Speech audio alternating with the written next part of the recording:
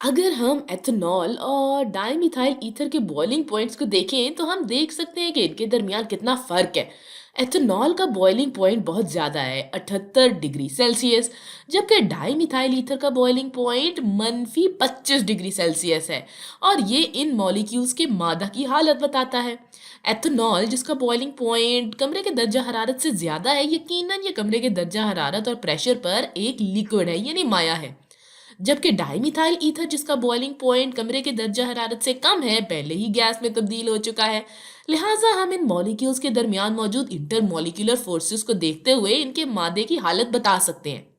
तो अगर मैं ईथर के एक मॉलिक्यूल के बारे में सोचूं तो मैं जानती हूँ ऑक्सीजन और हाइड्रोजन के दरमियान जो बॉन्ड है वो पोलराइज्ड है।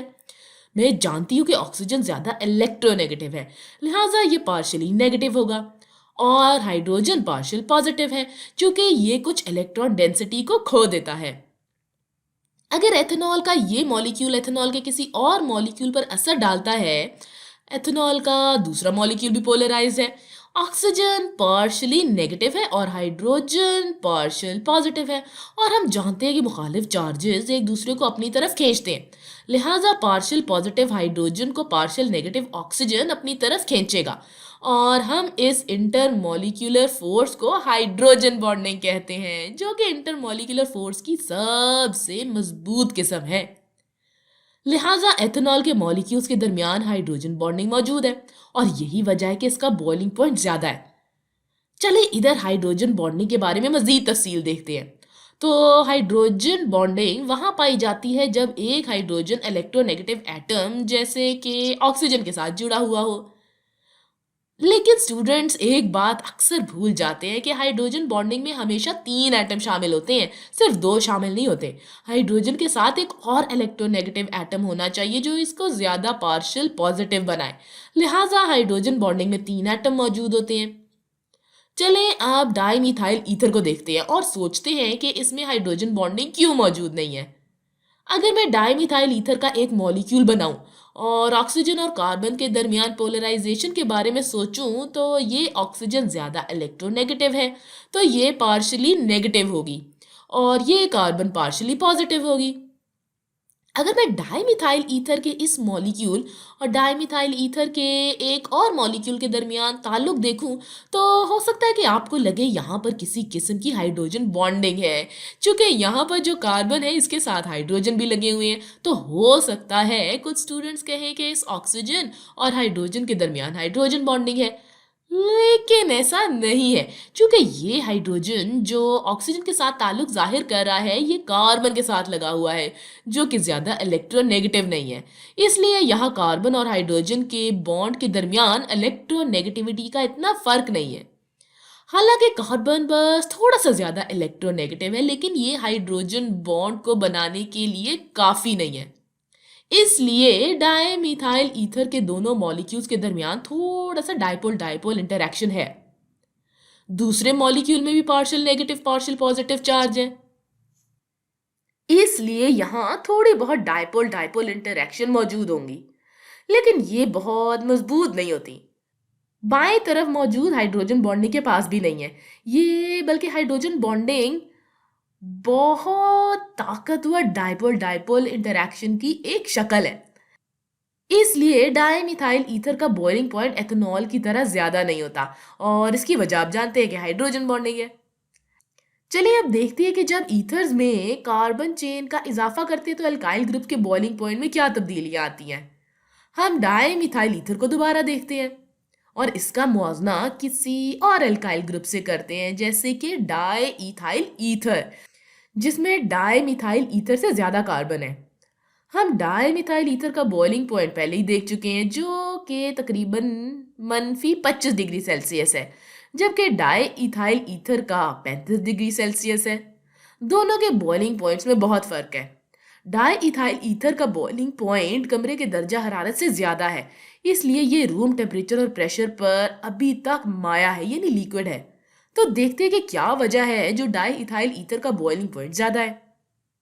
हम जानते हैं कि ईथर मॉलिक्यूल्स के दरमियान हाइड्रोजन बॉन्ड मौजूद नहीं होते, इसलिए बॉइलिंग पॉइंट के ज्यादा होने की वजह ये इंटरमॉलिक्यूलर फोर्सेस नहीं हो सकती। अब हम डाइथाइल ईथर के दो मॉलिक्यूल्स देखेंगे जो आपस में एक दूसरे पर असर डाल रहे हैं। एक और तरह की इंटरमॉलिक्यूलर फोर्सेस जो हमने देखी थी वो लंदन डिस्पर्शन फोर्सेस थी। आप इन फोर्सेस की मजीद तफसील के लिए लंदन डिस्पर्शन वाली वीडियो देख सकते हैं। लेकिन जब आपके पास ये बड़े एल्काइल ग्रुप्स होते हैं तो ये लंदन डिस्पर्शन फोर्सेस के लिए एक बड़ा सरफेस एरिया मुहैया करते हैं।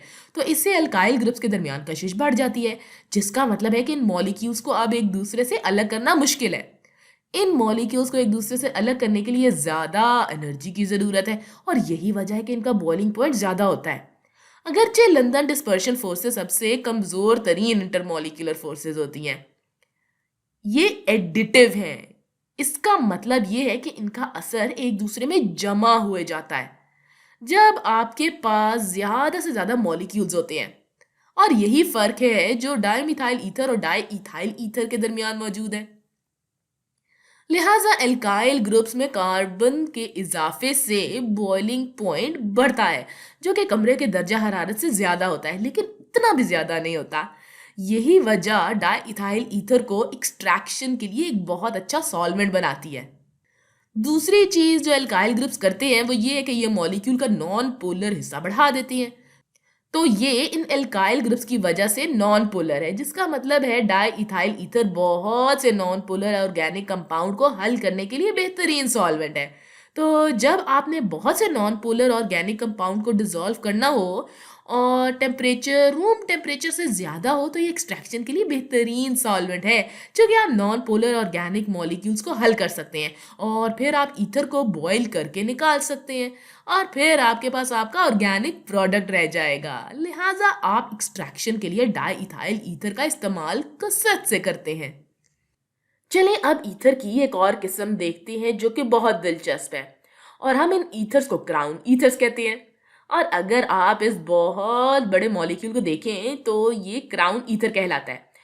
इसकी दरियाफ्त एक शख्स ने की थी जिसका नाम चार्ल्स पीटरसन था, जिसको इसके लिए नोबेल प्राइज से भी नवाजा गया। और क्राउन ईथर्स को नाम देने का तरीका ये है कि सबसे पहले इन एटम्स को गिना जाए जो रिंग या क्राउन में मौजूद है। तो ये हो गए 18। तो इस क्राउन के 18 हिस्से हैं। हम यहाँ 18 लिखेंगे और फिर क्राउन लिखेंगे, फिर ऑक्सीजन के नंबर लिखेंगे कि यहाँ कितने ऑक्सीजन मौजूद हैं। तो हमारे पास ये 1 2 3 4 5 6, तो यहाँ 6 ऑक्सीजन है, लिहाजा इसका नाम होगा 18 क्राउन 6 ईथर। और ये सिर्फ आपको बताता है कि आपके पास ईथर का किस तरह का क्राउन है। तो क्या वजह है कि इसे क्राउन ईथर कहा जाता है? अच्छा, तो क्राउन ईथर के बारे में दिलचस्प चीज ये है कि ये मुख्तलिफ आयन्स पर असर डाल सकते हैं। मिसाल के तौर पर पोटेशियम आयन के साइज को देखें तो ये क्राउन के बिल्कुल दरमियान में फिट होता है। लिहाजा ऑक्सीजन पर मौजूद इलेक्ट्रॉन्स के लोन पेयर्स, जिसकी वजह से ऑक्सीजन पर पार्शियल नेगेटिव चार्ज है, पार्शियल पॉजिटिव पोटेशियम को अपनी तरफ खींचेंगे। तो यहाँ पर कशिश है, मुखालिफ चार्जेस एक दूसरे को खींचते हैं और यही नेगेटिव चार्ज पोटेशियम को इस तरह से संभाले रखते हैं। तो ये क्राउन की तरह दिखता है।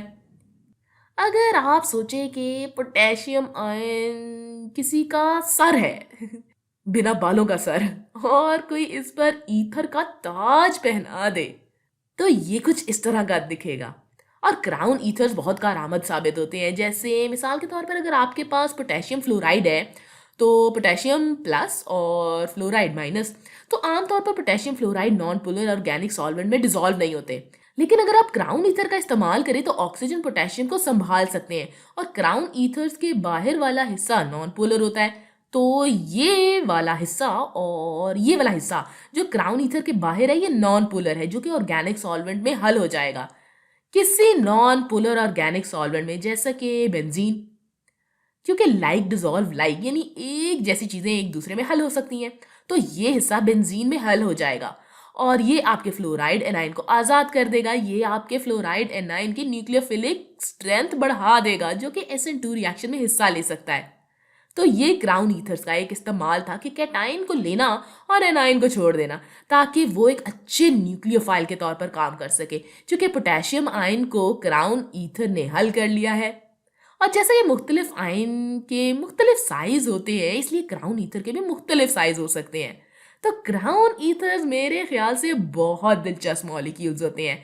अगर आप क्राउन ईथर्स को 3 डायमेंशन में देखें तो आपके लिए देखना बहुत आसान हो जाएगा कि बाहर वाला हिस्सा नॉन पोलर है। तो मुझे तो भाई ये बहुत दिलचस्प मॉलिक्यूल लगते हैं।